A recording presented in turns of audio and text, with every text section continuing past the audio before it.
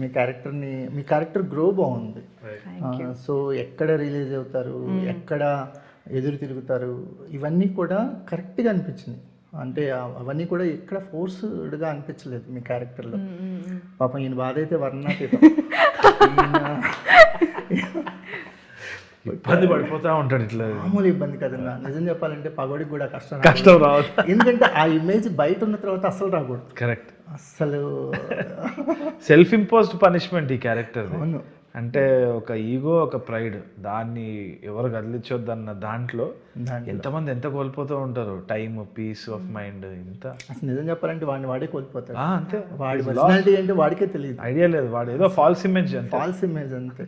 కోపంగా ఉండటం అనేది గౌరవంగా చూడటం మొదలెట్టిన తర్వాత అసలు గౌరవానికి కోపానికి సంబంధం లేదని వాడు తెలుసుకునే లోపు జీవితం అయిపోతుంది. Absolutely. So I open moment మీ క్యారెక్టర్ అయితే 100%. చాలా మంది మగవాళ్ళు కనిపిస్తారండి మీ క్యారెక్టర్. అవును. ఒకసారి వాళ్ళు కొంచెం భుజాలు తడుముకుంటారు. అవును.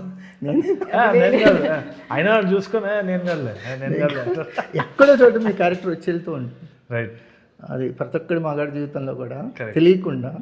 ఈవెన్ రెస్టారెంట్కి వెళ్ళి ఆర్డర్ చేసేటప్పుడు ఆ సీన్ అయితే నిజమే కదా, మనమే ఆర్డర్ చెప్పేస్తుంటాం, ఇది బాగుంది తిను అని వాళ్ళని కన్విన్స్ చేస్తుంటాం. నేను ఇప్పటికీ అదే చేస్తూ ఉంటాను. మానేసారు ఒక 10 మంది ఉంటే అది నేను ఇష్టంతో చేస్తా. ఓకే. అంటే తినిపిద్దామని చాలా మంది ఇదే నేను అది తినాలని పక్కన చేస్తూ ఉంటాను. So I think there's a subtle difference sir. And ఈ క్యారెక్టర్ నాకు నచ్చింది కూడా అదే.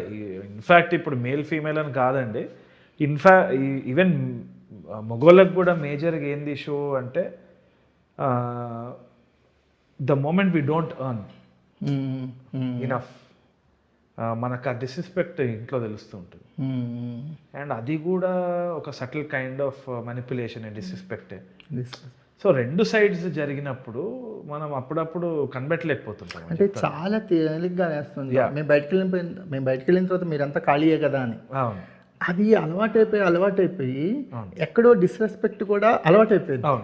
మీరు ఖాళీయే కదా, మీరు ఏం చేస్తున్నారు, ఇంట్లోనే ఉండేది, బయటకు వెళ్తే తెలుస్తుంది, మాటలు అనేస్తుంటాం. నేను పర్సనల్గా ఈ సినిమా చూస్తున్నప్పుడు ఈ పాట నేను కూడా వాడుతుంటాను కదా, జోక్గా